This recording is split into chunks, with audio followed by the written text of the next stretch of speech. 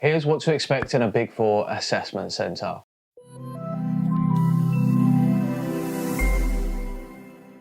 What's up guys, it's Mike from Job Ready English here to help you get hired. Today we're going to be talking about a really popular topic we get asked about all the time, which is what can I expect at a Big Four assessment centre, namely PwC, EY, Deloitte and KPMG. Guys, if you've got an assessment centre coming up, make sure you check out our Acing the Assessment Centre bundle, which talks about the 7 exercises that you can expect in any assessment centre, how to crack them, and free walkthrough exercises with answer sheets that you can use to practice for your assessment centre, even if you're all by yourself. So let's talk about what you can expect in the Big Four assessment centre, my top 14 tips for passing an assessment centre, and stick around all the way until the end, till tip 14, because I think it's probably the most important one. So, first of all, how many people actually make it to an assessment centre? Now this is a little bit of a generalisation based upon my experience since 2013, but I estimate about 2% of candidates will make it through to an assessment centre. So out of every 100 people that apply for a job, only 2 are going to make it to an assessment centre. And an important thing to recognise about that is you are technically already good enough to do the job. Now it's really just about how you work with people and solve problems under pressure. So what happens during a Big Four assessment centre? They tend to be pretty much the same. So you're going to have half a day, you'll probably get there about 9 or 10 a.m. and then you're going to be there all the way through until mid-afternoon.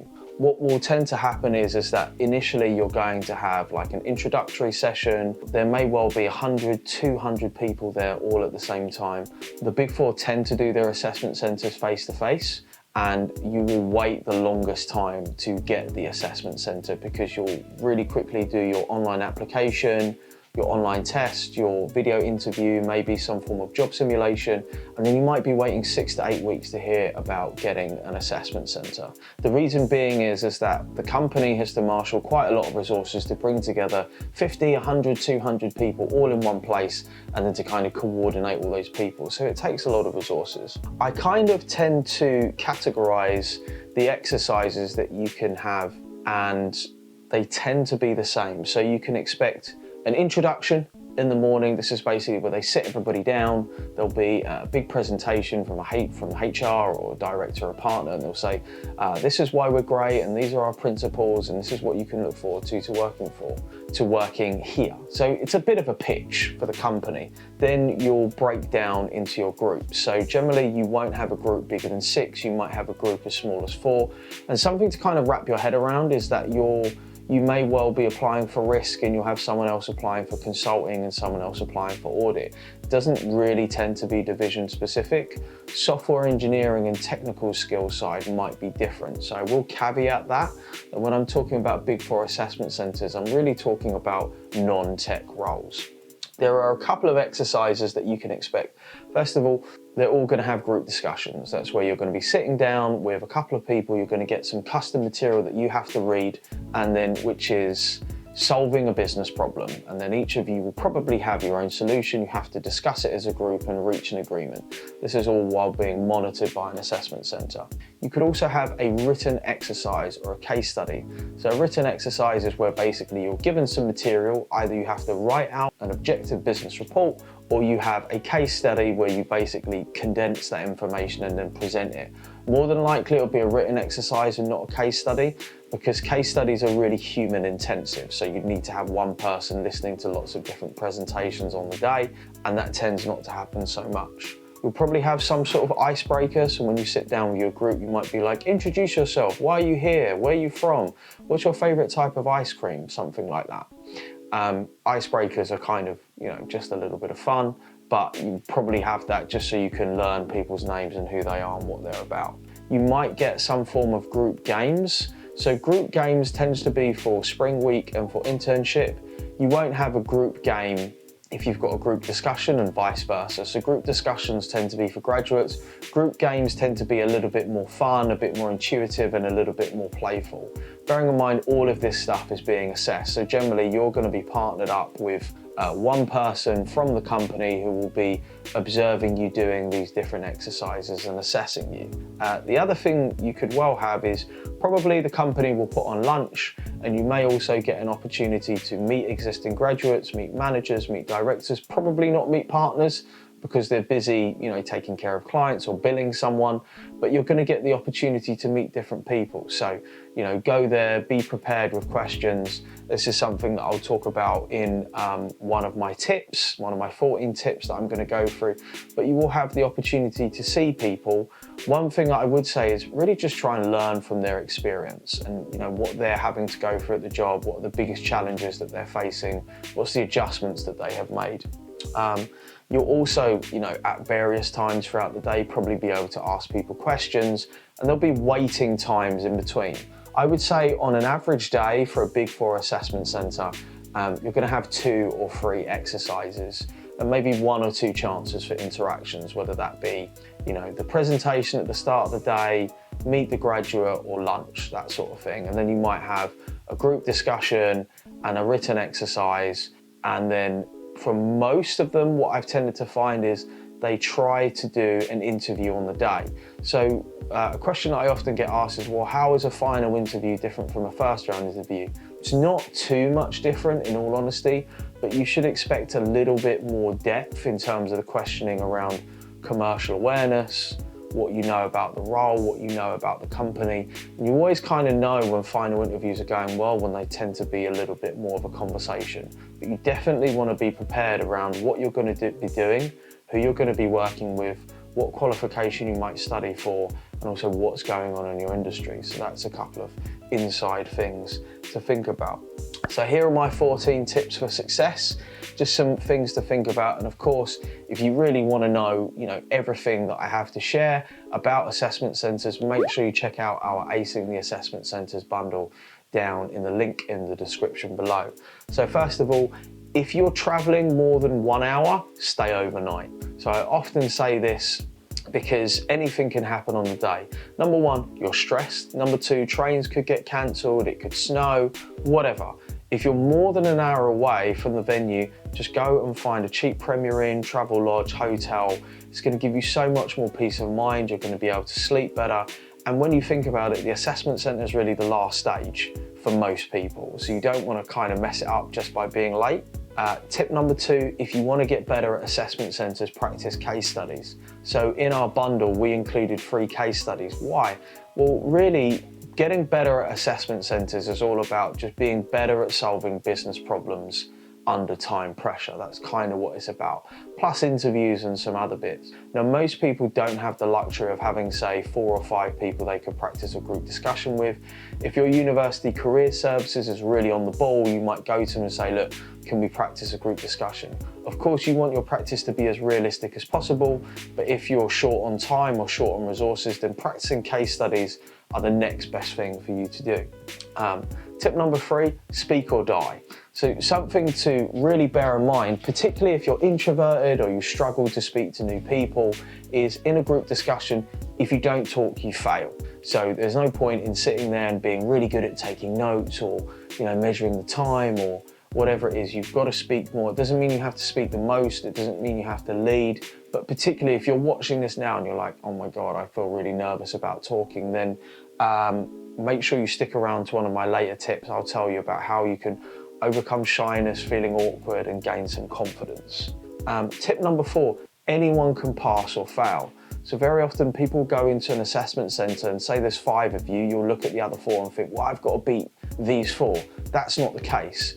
So for a couple of years, I used to do face-to-face training for assessment centres. I did hundreds of sessions. And what I tended to find is sometimes you'd have groups where really you'd pass everyone.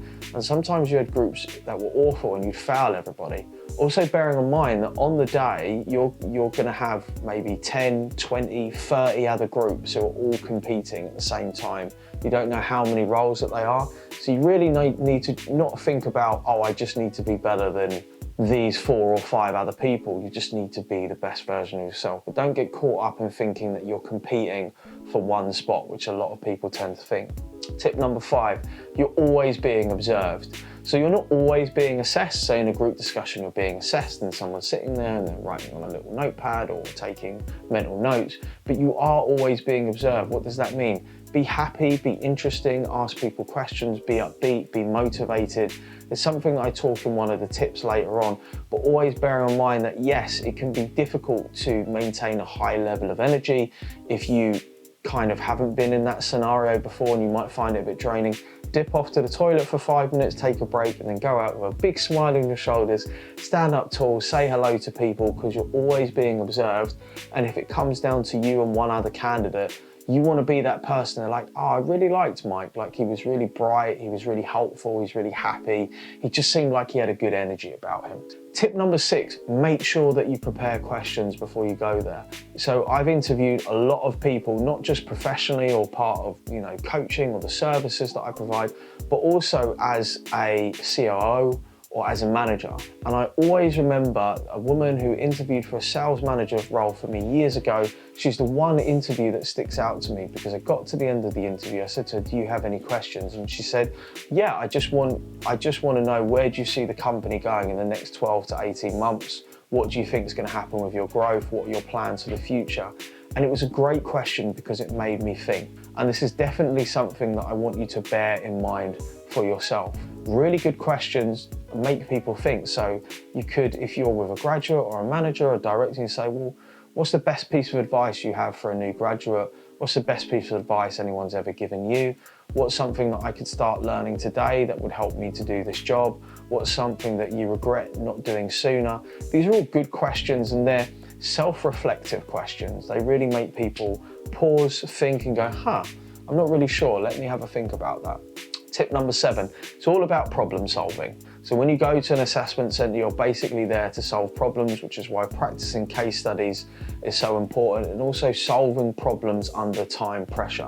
If you think about that and try to seek out situations where you're solving problems, particularly under time pressure, you're going to be much more at ease at an assessment centre. Tip number 8, use meetups. Now, particularly after COVID, and I think generally in today's digital age, a lot of people feel isolated. They feel lonely. They don't really go out and meet people. I know that I've spoken to a lot of people of all different ages, and they kind of struggle with small talk. They struggle with interacting and socializing. A lot of people might identify as feeling a bit anxious, a bit introverted, a bit awkward, lacking in confidence. Meetups are an excellent opportunity to really dust off the cobwebs, get yourself out and about and start meeting people. The best practice is as realistic as possible, and meetups are an excellent opportunity for you to go and meet up with people who may share a similar interest to you in your local area. It's going to be awkward, it's going to be uncomfortable, that's going to happen regardless. If you get over that in a scenario where there's nothing to lose, then you're going to find an assessment centre much easier to do. There is no avoiding the discomfort. There is just a better set of circumstances and rules where you can be uncomfortable, awkward, rude, whatever it is that be your kind of little thing. But you're in a scenario, in a setting where you're probably never going to see those people again. But just avoiding it is not going to help you on the day because you've got the weight of expectations on your shoulders. Tip number 9, know the company and the role. Now, this is important for interviews, and it's even more important for assessment centres, particularly if you know that you're going to be getting an interview on the day. Common final interview questions where I've seen people really fall down is where they'll go, well, why do you want to work in audit, for example? What really interests you about audit? Do you know about any of our clients? What qualification would you be practicing for? What's a recent piece of news within our industry that you find interesting? People go there, know nothing about the role, nothing about the industry. And when you think about it, you're being interviewed by somebody who is an expert in your field. Though you're never going to know as much as them at that moment in time, you want to go there and make it look like you're hungry, keen and interested about the job, the industry and the general environment that you're going to be surrounding yourself in. Tip number 10, be commercially aware. Now, some of you will naturally read business and industry news, most of you won't. One tip that I always find is, just read BBC Business News once a week. sign up to an email newsletter that comes from an industry website that's related to what it is that you're going to do. You don't need to be an expert, but you do need to know something, because otherwise it basically just makes you look like you're not interested. It's kind of like turning up to a book club when they're studying a book. They go, oh, what did you think about this book? And you're like, I don't know, I didn't read it. And everyone kind of looks at you thinking, well, why are you here? This is a complete waste of time for you and for us. So go there and do a little bit of your homework, particularly around the wider commercial and business acumen. The Big Four are really interested in that, and they want people who are going to be interested and become experts in their industry. So lead with the front foot, keep it simple, but a little bit of a weekly check-in or a newsletter about what's going on in your industry is really going to put you ahead of your competition. Tip number 11, be enthusiastic, be happy, be motivated, be that person who's up and not down. Why? Well, if you can't do that in an assessment centre for half a day, how are you going to do that 9 to 5, Monday to Friday for 48 weeks of the year? You've got to go there and try and have that high level of energy. Whatever you need to do that, whether that be mantras, power poses, motivational videos on YouTube, whatever it is, keep the energy high. Be like, yeah, I'm really excited to be here. This is great. Let's go. Be that guy. Don't be the person who's too cool to do that. Don't be the person who's too nervous, shy, awkward to do that. Be that person everyone looks at and go, wow, check him out. Do you know what I mean? Look at her. She's really going for it. Sometimes people get a bit bashful, so like, oh, I don't want to show off. This is exactly your day, your time to show off, to be high energy and be like, let's go, let's make it happen. Tip number 12, it's all about teamwork. I know I said it's all about problem solving, but it really is all about teamwork. Make sure that you know people's names. Make sure that you're trying to interact with people, include people in the discussion, ask people what they think, how it went, establish and build relationships and connections. Look to help other people, look to work in a team. In a professional services company, that's so important. You will cycle through projects very quickly. You're constantly going to be changing teams, changing settings, meeting new people all the time. And you want people who are going to be able to do that. Tip number 13, in line with that, talk to as many people as you can. When you think about it, this is a really rare opportunity to see the inside workings of how a company that you've dreamt of working at for such a long time, and then you're there in front of those people. So if it was me, I'd just talk to anybody. I'd talk to graduates, managers, the receptionist, the cleaner, anybody who I could get my hands on, just to learn a little bit more. Remember, it only takes one piece of information, one thing that might give you the distinction, the competitive advantage that you need to kind of succeed and make sure that this is somewhere you return to work. Also, I kind of like this more from a future framing point of view. I like to imagine if something is going to happen, I like to imagine that it's happened. So you can almost picture yourself, well, what would it be like? These are the people that I'm going to be working with. I'd meet that receptionist, that security guard, that cleaner, I'd say hello to them. That's a really good way of looking at it, and it puts you in the mindset of not what happens if I fail, but what's it going to be like when I start working here? That's a completely different mindset to approach the day. And finally, for me, probably the most important tip that I can give you, and this is all about expectations, future framing, and giving yourself the best possible chance to not be crippled by your nerves. Go there to learn and not to compete. Go there to serve and not to get a job. If you treat this, and it is, because no assessment centre is the same. I've talked about the Big Four assessment centres, but they're each going to have their own characteristics, their own style, which is requisite of the company.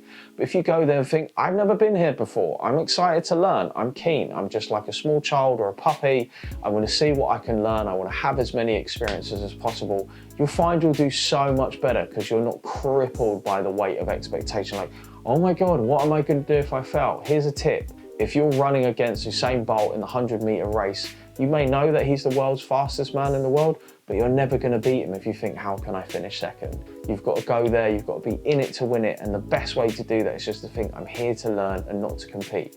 Guys, I hope that you enjoyed this video. If you'd like more videos about an assessment centre, drop us a comment down below. Make sure that you subscribe to the channel, like this video, let us know how we're doing, was this helpful, how was your assessment centre?